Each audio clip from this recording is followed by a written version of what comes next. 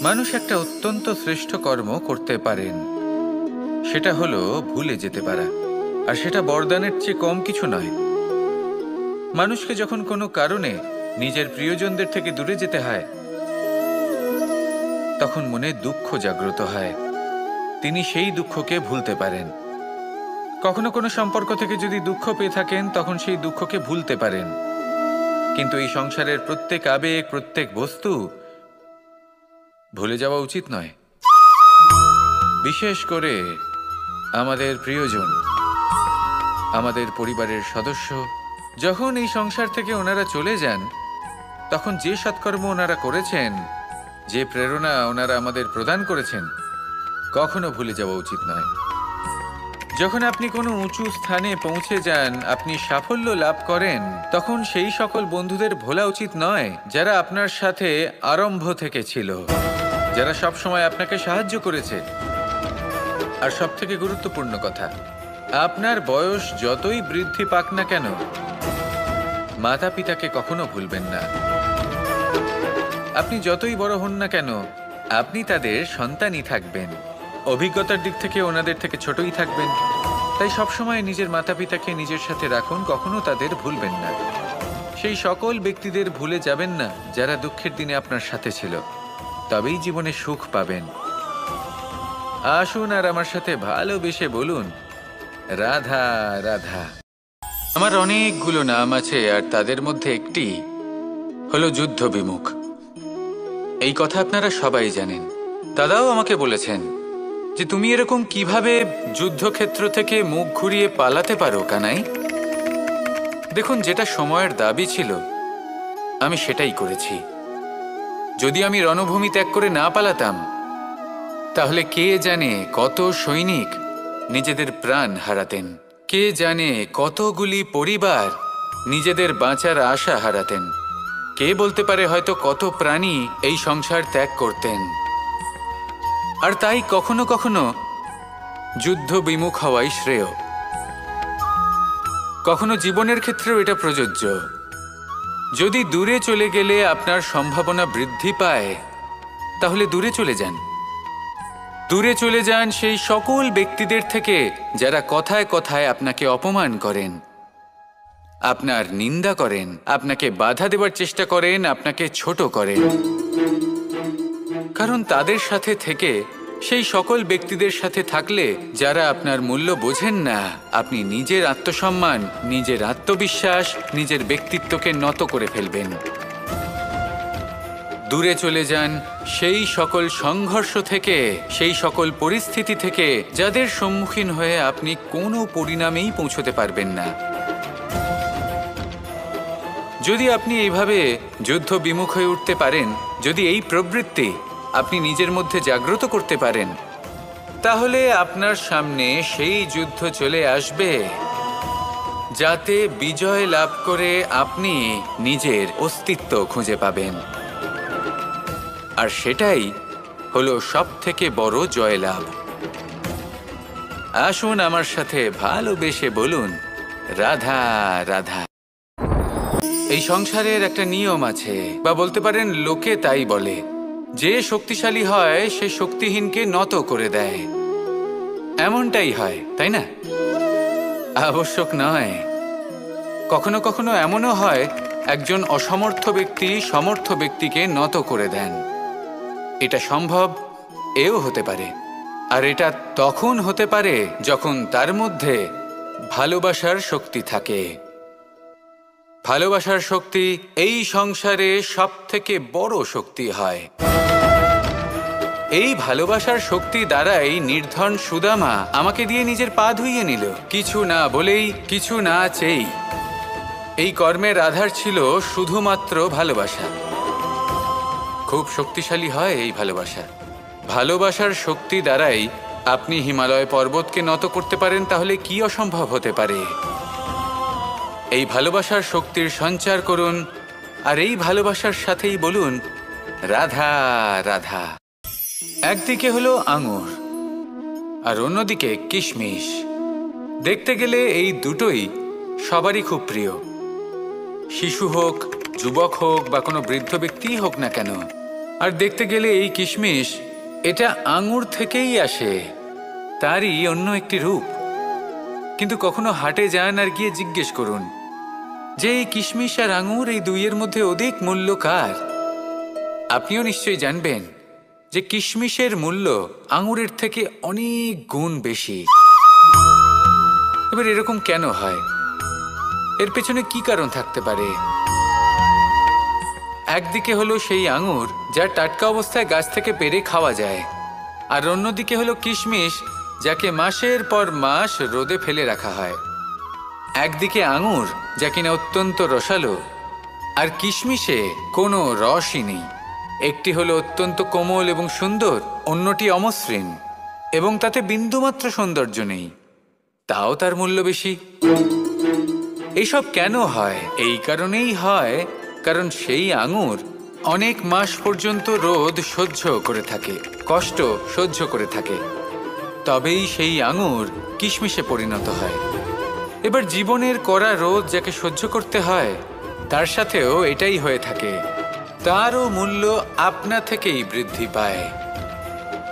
আপনার জীবনে আপনার গুণ, আপনার প্রতিভা তা অত্যন্ত গুরুত্বপূর্ণ। কিন্তু যখন আপনি অভিজ্ঞতা লাভ করেন তখনই সেই অভিজ্ঞতা আপনার গুণ এবং প্রতিভাকে আরও অনেক বেশি শ্রেষ্ঠ করে তোলে। তাই জীবনের কঠোর রোদের মধ্যেও দাঁড়িয়ে থাকাটা শিখে নিন, সাহসের সাথে কঠিন পরিস্থিতির সম্মুখীন হওয়াটা শিখে নিন। ঠিক এইভাবেই অভিজ্ঞতা লাভ করতে হয়, আর এই অভিজ্ঞতা আপনার মূল্য বৃদ্ধি করতেই থাকবে, করতেই থাকবে। আর তখন এই মন প্রসন্ন হয়ে বলবে, রাধা রাধা। আমাদের সকলের জীবনেই দুই ধরনের ব্যক্তি থাকেন, বন্ধু এবং শত্রু। তারা হলেন আমাদের প্রিয় বন্ধু, যারা আমাদের জীবনে সবসময় আমাদের পাশে থাকেন। কখনো কখনো আমরা তাদের জন্য কিছুই করি না, তাও তারা আমাদের আনন্দ প্রদান করেন, ভালোবাসা প্রদান করেন। আর অন্যদিকে থাকে আমাদের শত্রু। দেখতে গেলে যখন আমরা জন্ম নিই তখন কিন্তু আমাদের কোনো বন্ধু থাকে না, আমাদের কোনো শত্রুও থাকে না। কিন্তু যত ধীরে ধীরে আমরা জীবনে এগোতে থাকি, আমাদের বয়স বাড়তে থাকে, তখন আমাদের বন্ধু আর শত্রু এই দুইয়ের সংখ্যা বাড়তে থাকে। আর সেই সব কিছু নির্ভর করছে আমাদের কথার ওপর এবং আমাদের ব্যবহারের ওপর। এবারে আপনি যদি কোনো ব্যক্তিকে স্বাগত জানান উদার চিত্তে, ভালোবেসে, তাহলে সেই ব্যক্তি আপনার বন্ধু হবেই হবে। কিন্তু যদি আপনি নিজে হাতে কাউকে সামনে অগ্রসর হতে বাধা দেন, বিনা কারণে তার সাথে খারাপ ব্যবহার করেন, তাহলে তার মনে শত্রুতার বোধ অবশ্যই জেগে উঠবে। আর রইল বিষয় কথার, যদি আপনার কথা মধুর হয় তাহলে সবাইকে আপনি আপন করে নিতে পারবেন। এই কথাই যদি কটু হয় তাহলে আপনার আপনজনেরাও দূরে চলে যেতে পারে। তাই নিজের কথার ওপর সংযম রাখুন এবং নিজের আচরণ উদার করে তুলুন। জীবনে সুখই সুখ থাকবে। আসুন আমার সাথে ভালোবেসে বলুন, রাধা রাধা। এই সংসারে যখনই কোনো সমস্যা আসে তখন আমরা আমাদের সব থেকে বড় সম্বলের কাছে আশ্রয় খুঁজি, তা হলো আমাদের বিশ্বাস। এবার প্রশ্ন হলো এটাই যে এই বিশ্বাস কার ওপর করা যেতে পারে? পরিবারের ওপর, বন্ধুর ওপর, নাকি তাদের ওপর বিশ্বাস করা উচিত যাদেরকে আমরা কখনো সঙ্গ দিয়েছি? দেখুন, এই সংসারে বিপদের সম্মুখীন হলে কে আপনাকে সাহায্য করবে সেটা নির্বাচন করা আপনার হাতে নেই। সেটা সেই সকল ব্যক্তির উপর নির্ভরশীল যে তারা আপনাকে সাহায্য করবে নাকি করবে না। অর্থাৎ যখনই কোনো বিপদ আসে সর্বপ্রথম তার সম্মুখীন আমাদের নিজেকেই হতে হয়, আর তার জন্য প্রস্তুত থাকা প্রয়োজনীয়। সেই শক্তি, সেই সাহস অর্জন করা প্রয়োজনীয়। দেখুন, যখনই অন্ধকার আসে তখন সবার আগে কে আপনাকে ত্যাগ করে চলে যায়? আপনার নিজেরই ছায়া। এই অন্ধকারের সম্মুখীন হতে হয় অন্তরের প্রদীপের দ্বারা, অন্তরের আত্মা দ্বারা। তবেই আপনি অন্ধকারের ওপর জয়লাভ করতে পারবেন। সেই জন্য যে বিপদই আসুক না কেন নিজেকে তার জন্য প্রস্তুত রাখা উচিত। সেই সাহস নিয়ে আসুন। এমন কোনো বিপদ নেই যে আপনাকে ভেঙে দিতে পারে। আসুন আমার সাথে ভালোবেসে বলুন, রাধা রাধা। এই সংসারে সব থেকে ভয়ানক এবং গভীর অন্ধকার কোনটা? সেটা যখন মেঘ সূর্যকে ঢেকে দেয় এবং সংসার অন্ধকারাচ্ছন্ন হয়ে ওঠে, নাকি তখন যখন সূর্যাস্তের সময় ঘনিয়ে আসে, সূর্য ঢলে যায় এবং এই সংসারে অন্ধকার ছেয়ে যায়, নাকি সেই অমাবস্যার রাত্রি যখন চতুর্দিকে ঘন অন্ধকার থাকে এবং চন্দ্রমার প্রকাশ কোথাও থাকে না? না, এই সংসারে সব থেকে বেশি ভয়ানক অন্ধকার হলো মানসিকতার অন্ধকার। মানসিকতা খুব গভীর একটা বিষয়। এই মানসিকতাই সত্যের রূপ ধারণ করে এবং আমাদের এই মানসিকতা এবং বিবেকে একটা সূর্য থাকে। যদি আমরা এটা জীবন থেকে বের করে ফেলি, তাহলে নিরাশা, হতাশা, অসফলতা এর এমন এক ঘন অন্ধকারে আমরা ফেসে যাব যে তার থেকে বাইরে বের হওয়া প্রায় অসম্ভব ব্যাপার হয়ে দাঁড়াবে। বড়ই কঠিন হয় সেই সময়। সেই জন্য ইতিবাচক মনোভাব থাকা খুব প্রয়োজনীয়। এটা ভাববেন না যে এটা আমার সাথে কেন হলো, এই সমস্যা কেন এলো, ওই ব্যক্তি আমার সাথে এটা কেন করলেন। এটা ভাবুন যে আমি জীবনে যে পরিস্থিতিতে দাঁড়িয়ে আছি তার থেকে আমি ঠিক কিভাবে বাইরে বেরোতে পারবো। যতই ঘন অন্ধকার থাকুক না কেন, খুব ছোট একটা প্রদীপের প্রকাশ আমাদের পথপ্রদর্শক হয়ে দাঁড়াতে পারে। আর আমাদের জীবনে এই ছোট্ট একটা প্রকাশ হলো আশা। এই আশার একটি কিরণ আমাদের অত্যন্ত গাঢ় অন্ধকারেও পথ দেখাতে পারে। তাই এই আশাকে সবসময় মনে প্রজ্বলিত করে রাখুন। গাঢ় থেকে গাঢ় অন্ধকারের সাথে, কঠিন থেকে কঠিনতর সমস্যার সাথে লড়াই করুন, সামনে এগিয়ে চলুন আর আমার সাথে ভালোবেসে বলুন, রাধা রাধা। শত্রুতা। একজন মানুষ অন্য মানুষের সাথে শত্রুতা করে বসেন। দুজন ঘনিষ্ঠ বন্ধু, এমনও এক সময় আসতে পারে যখন এনারা একে অপরের শত্রু হয়ে ওঠেন। এর অনেকগুলো কারণ হতে পারে, কিন্তু মূল কারণ হলো আলোচনা। আগে হ্যাঁ, আপনি যদি কারোর বিষয়ে আলোচনা করেন তাহলে সে আপনার শত্রু হয়ে যেতে পারে। এবার মনে একটা প্রশ্ন আসতে পারে যে এটা কিভাবে সম্ভব হতে পারে? আলোচনা, এটা তো অত্যন্ত জরুরি। যদি আমি নিজের বন্ধুর খারাপ কাজের বিষয়ে আলোচনাই না করি তাহলে সে শুধরবে কি করে? এ কথা সত্যি যে আলোচনা আবশ্যক, কিন্তু তার থেকেও বেশি গুরুত্বপূর্ণ এবং আবশ্যক হলো আপনার এই সিদ্ধান্ত। সিদ্ধান্ত এটাই যে আপনার এই আলোচনা কোন স্থানে করবেন। যদি এটা সবার সামনে করবেন ভাবেন, তাহলে তা অপমানও হয়ে যেতে পারে। যদি এটা আলাদাভাবে করেন তাহলে তা পরামর্শ হয়ে যায়। অপমান কেউ স্বীকার করতে পারেন না, কিন্তু পরামর্শ সকলের ভালো লাগে। তাহলে যদি আপন কারোর জন্য ভালো কিছু চান, কাউকে শুধরে দিতে চান, আর আপনার মনে হয় আলোচনা আবশ্যক, তাহলে সর্বপ্রথম সময়, পরিস্থিতি আর স্থানের কথা মনে রাখবেন। নয়তো এই আলোচনা আপনাকে খুব ভোগাতে পারে। তাহলে আসুন আমার সাথে ভালোবেসে বলুন, রাধা রাধা। আপনার জীবনেও কি সমস্যা রয়েছে? অবশ্যই থাকবে। প্রত্যেকের জীবনেই সমস্যা থাকে। প্রত্যেক মানুষ জিজ্ঞাসাও করেন যে এই সমস্যা আসলে কি আর কেন আসে জীবনে। আপনাকে একটা কথা বলে দিই যে সমস্যা আসলে সেটা নয় যা আপনার পথে বাধা সৃষ্টি করে, বরং সমস্যা হলো সেটাই যেটা আপনি তখন দেখতে পান যখন আপনার একাগ্রতা আপনার পথ থেকে, আপনার লক্ষ্য থেকে সরে যেতে থাকে। আর এই সমস্যাগুলি দূর করার জন্য, এর সমাধান করার জন্য একটাই পথ আছে। নিজের সমস্ত ভাবনা আরো একবার একাগ্র করুন নিজের পথের দিকে, নিজের লক্ষ্যের দিকে। আপনার সমস্ত ভাবনা যদি কেন্দ্রীভূত হয় নিজের লক্ষ্যে, তাহলে এই সমস্যা দূরে থাকবে। যদি এরকম না হয়, যদি আপনার মন একটু অন্যদিকে চলে যায়, তাহলে এই সমস্ত সমস্যা আবার সামনে চলে আসে আর বাড়তেও থাকে। দেখুন, যেখানে আপনার লক্ষ্য রয়েছে, বান যদি সেখানেই চালাতে হয়, তাহলে দৃষ্টি তো সেদিকেই রাখতে হবে। তবেই তো আপনি সেই লক্ষ্য ভেদ করতে পারবেন। সেই জন্য মনে রাখবেন, সর্বদা লক্ষ্য রাখবেন নিজের পথে, সেই পথেই সামনে এগোতে থাকুন নিজের লক্ষ্যের দিকে। আপনি যত সামনে এগোতে থাকবেন, এই সমস্যা তত পিছিয়ে যাবে। তাহলে আসুন, আমার সাথে ভালোবেসে বলুন, রাধা রাধা। এই পাখিরা সত্যি খুব সুন্দর, আমার খুব ভালো লাগে। আপনি নিশ্চয়ই শুনে থাকবেন যে কিছু পাখির কাছে ডানা অবশ্যই থাকে, কিন্তু উড়তে পারে না।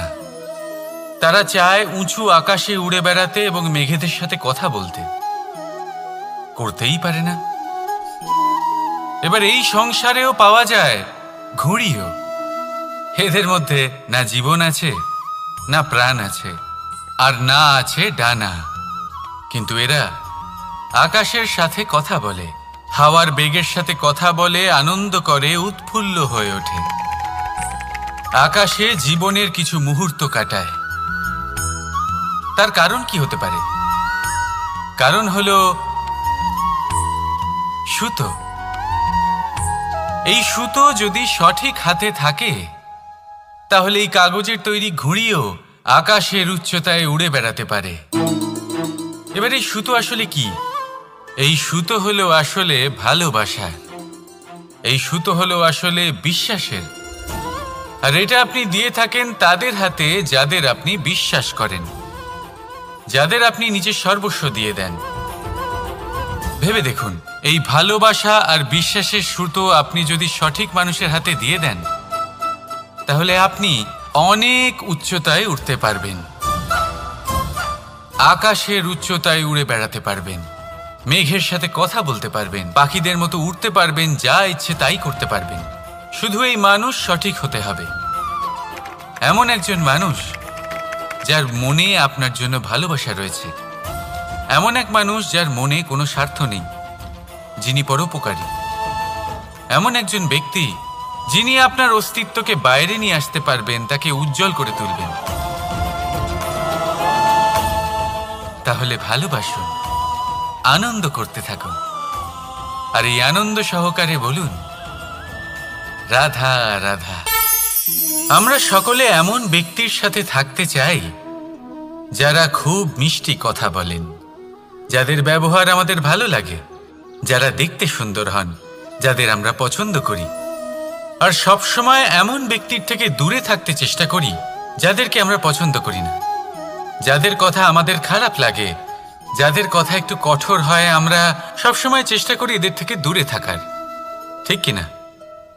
কিন্তু যদি বাস্তবটা দেখি, তাহলে এই কঠোরতা জীবনে শান্তির প্রলেপ দেয়।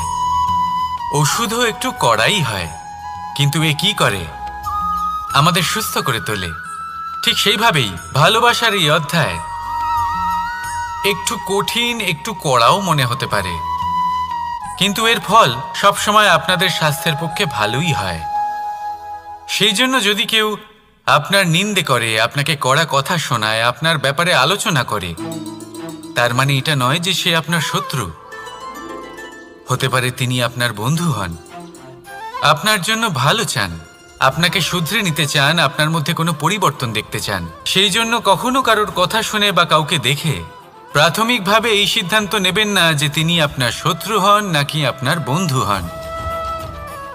এমনও শত্রু হয়ে থাকেন যে গুড়ের মতো মিষ্টি মিষ্টি কথা বলে আসলে আপনাকে বিষ পান করিয়ে দেবেন। আর এমনও বন্ধু থাকেন যারা আসলে নিমের মতো কড়া কথা বলেন, কিন্তু আপনাকে অমৃত পান করান। এদের মধ্যে পার্থক্য করতে জানতে হবে, কে আসলে শত্রু হন আবার কে আসলে মিত্র হন। এই পার্থক্য যখন আপনি করতে শিখবেন, তখন আপনি এই সংসারের সব থেকে সুখী প্রাণী হয়ে উঠবেন। এই পার্থক্য বোঝা সহজ নয়, কিন্তু অবশ্যই আবশ্যক। রাধা রাধা। আরে সব থেকে বড় ব্যক্তি কে? আপনি বলবেন এ কেমন ধরনের প্রশ্ন, কিন্তু এটা হলো সব থেকে উচিত প্রশ্ন। কেউ এর উত্তর দেবে যে সেই মহাপ্রতাপী রাজা, তিনি হলেন সব থেকে বড় ব্যক্তি। সেই বড় রাজনীতিবিদ, তিনিই সবথেকে বড় ব্যক্তি। আমি আপনাকে জানাই যে সংসারের সবথেকে বড় ব্যক্তি হলেন তিনি, যার সাথে দেখা করলে আপনি নিজেকে ছোট মনে করবেন না। কোনো ব্যক্তি যিনি সবথেকে বেশি শক্তিশালী, আপনি যদি তার সামনে যান তাহলে উনি আপনার অন্তরের শক্তিকে বাইরে বের করে আনবে, আপনার অন্তরের লুকিয়ে থাকা শক্তিকে জাগ্রত করতে প্রেরণা প্রদান করবে। তিনি হলেন বড় ব্যক্তি, তিনি হলেন মহান ব্যক্তি। তিনি নন যিনি নিজের বল এবং ঐশ্বর্য দ্বারা আপনাকে তার সামনে ছোট প্রমাণ করবেন। এবং সেই জন্য মহাদেব আমার আরাধ্য হলেন আমার খুব প্রিয়। কারণ রাজা হোক বা ফকির, কেউ যদি ওনার সামনে যান তাহলে সে নিজেকে ছোট মনে করেন না। আপনিও যদি জীবনে অনেক বড় হতে চান তাহলে কাউকে কখনো নিজেকে ছোট মনে করতে দেবেন না। তার অন্তরে বড় হয়ে ওঠার প্রেরণা প্রদান করুন। আসুন আমার সাথে ভালোবেসে বলুন, রাধা রাধা। এই সংসারে দুই ধরনের মানুষ দেখা যায়, এক সরল, দুই জটিল। এবার এই যে সরল ব্যক্তি থাকে তাদের এই সমাজ দুর্বল মনে করে। এমনিতে দেখতে গেলে জলও সরল, বায়ুও সরল। ওনারা যেদিকে চাইবেন প্রবাহিত হতে পারেন, এনাদের যে আকার দেবেন সেটাই ধারণ করবেন। কিন্তু এরা বাস্তব রূপ ধারণ করলে তখন কি হয়? এই জল এমন এক ধারায় পরিণত হয় যে অনেক বড় বড় পাথরকে খণ্ডিত করে দিতে পারে। এই বায়ু এমন এক চক্রবাতে পরিণত হয় যা সংসারে বিনাশ ডেকে আনে। তাই যে ব্যক্তি সরল, তার সরলতাকে সম্মান করুন, তাকে সম্মান করুন, তাকে ভালোবাসা দিন। আর আমার সাথে ভালোবেসে বলুন, রাধা রাধা। খেলা খেলতে কে না ভালোবাসেন? আমরা প্রত্যেকেই যখন সময় পাই, সুযোগ পাই, তখনই আমরা কোনো খেলা খেলি। খেলার সময় দুই ধরনের মানুষ ওখানে থাকেন, এক যারা অংশগ্রহণ করেন, আর দুই যারা দেখতে থাকেন, যারা দর্শক হয়ে দেখেন, যারা নিজের পক্ষের বিজয়ের ফলে উচ্ছ্বসিত হয়ে থাকেন, পরাজয়ের ফলে শোক পালন করেন, পরামর্শ দিয়ে থাকেন। আর বিজয়ী কে হন? বিজয়ী তিনি হন যিনি অংশগ্রহণ করেন। নির্বাচন আপনাকে করতে হবে, আপনি কি করতে চান? আপনি কি খেলোয়াড় হতে চান, নাকি আপনি দর্শক হতে চান? যদি আপনি বিজয়ের আনন্দ লাভ করতে চান, সেই রোমাঞ্চ অনুভব করতে চান, তাহলে খেলতে হবে, ময়দানে আপনাকে নামতেই হবে। পরাজয়ের সম্ভাবনার ভয়ের সাথে আপনাকে লড়াই করতেই হবে, বিপক্ষের আহ্বানকে স্বীকার করতেই হবে, খেলোয়াড় হয়ে উঠতে হবে, তবেই এই বিজয়ের সম্ভাবনা থাকবে। আসলে কি, দর্শক হয়ে পরামর্শ দেওয়া অত্যন্ত সহজ, ময়দানে নেমে অংশগ্রহণ করা অত্যন্ত কঠিন। আর এখানে যেটা সহজ তা আপনাকে বিজয়ের পথে কখনোই নিয়ে যাবে না। আসুন আমার সাথে ভালোবেসে বলুন, রাধা রাধা। এই সংসারে মানুষ জন্মগ্রহণ করেন, বড় হতে থাকেন, পুরুষার্থ লাভ করেন, অর্জন করেন। অর্জন করা আসলে কি? বেশিরভাগ মানুষ বলেন অর্জন করা অর্থাৎ ধন সম্পত্তি অর্জন করা। আর কি অর্জন করা যায়? আর কি লাভ করা যায়? আসল প্রশ্ন হলো এটাই যে কি এমন আছে যা বাস্তব রূপে অর্জন করার যোগ্য। তা হলো ব্যবহার, জ্ঞান এবং সন্তোষ। কেন? কারণ আপনি যখন এই সংসার ছেড়ে চলে যাবেন তখন আপনার ধন সম্পত্তি আপনাকে বিদায় জানাতে আসবে না। আপনাকে বিদায় জানাতে আসবে আপনার আপনজন, যাদের সাথে আপনার সুসম্পর্ক ছিল। সমগ্র সংসারে সহস্র মানুষ ধন অর্জন করে থাকেন। শ্রেষ্ঠ মানুষ হলেন তিনি যিনি ব্যবহার, জ্ঞান এবং সন্তোষ অর্জন করে থাকেন, একে সকলের মধ্যে বিতরণ করেন। তাই এটাই করুন আর আমার সাথে ভালোবেসে বলুন, রাধা রাধা।